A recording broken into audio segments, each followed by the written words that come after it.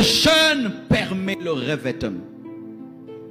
Pourquoi le jeûne permet le revêtement? Devons-nous souffrir pour que Dieu nous revête de sa puissance? Non. En soi, le jeûne a cette qualité de te concentrer sur les choses spirituelles. Lorsqu'un homme se prive de ce qui est légitime, manger, boire, afin de se concentrer sur Dieu, sa foi est décuplée. Et c'est par la foi que nous recevons les choses. C'est pourquoi le jeûne est une bénédiction, parce que le jeûne est un signe de foi. Car à cause des choses que tu ne vois pas, tu te prives de ce que tu vois. Tu vois la nourriture, mais tu te prives de nourriture pour Dieu que tu ne vois pas, c'est la foi. C'est pourquoi dans le moment des jeûnes, la foi est très élevée. Pourquoi? À cause de l'invisible, nous nous privons du visible.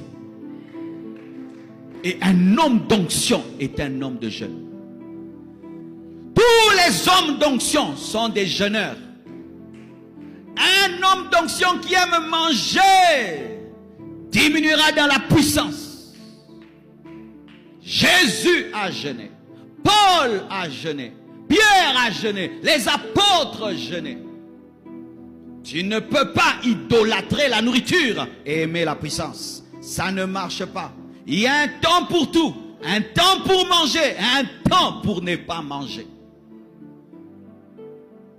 Un homme d'onction écoute l'esprit quand il mange. Arrête de manger.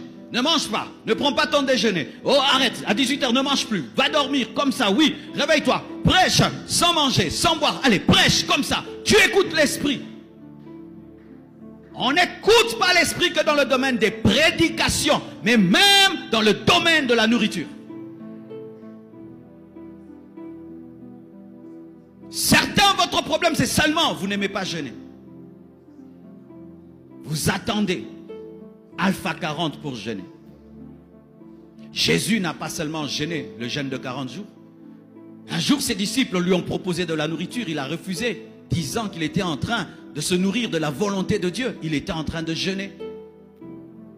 Tu ne dois pas jeûner que quand c'est le programme de l'église. Tu dois avoir tes propres programmes de jeûne et de prière. Tu dois avoir des journées où tu consacres à jeûner. Personne ne sait. Personne ne sait. C'est toi et Dieu. Personne n'est au courant. Tu ne le dis à personne. Des fois même tu peux jeûner. Ta femme n'est pas au courant. Essentiellement que tu évites de manger. Tu évites de manger. Mais toi-même tu sais que tu as fait un jeûne de 3 jours. De 2 jours. Elle ne sait pas. Et quand tu es obéissant dans le domaine du jeûne, des fois même un simple jeûne, où tu te prives rien que de ton déjeuner, peut être efficace. Un homme de Dieu m'a appris à respecter les petites directions dans les jeûnes. Même les petites.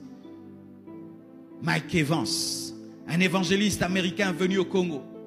Il a prêché le premier jour. Et puis il a dit, demain, je vais prier pour les aveugles, je vais prier pour les sourds. Et il a demandé aux hommes de Dieu. Il a dit, demain, ne prenez pas seulement votre déjeuner. Et nous allons prier. Les sourds vont entendre, les aveugles vont voir.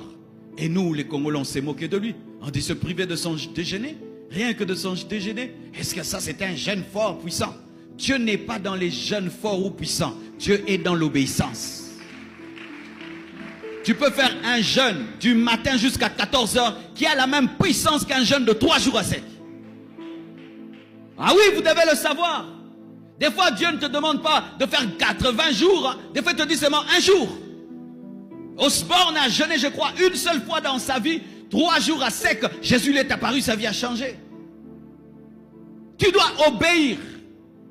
Et on a obéi. Et ce jour-là, les aveugles ont vu. Les sourds ont entendu. Rien que se priver du déjeuner. Les paralytiques ont marché. Ce n'est pas la souffrance, mais c'est l'obéissance qui amène la puissance.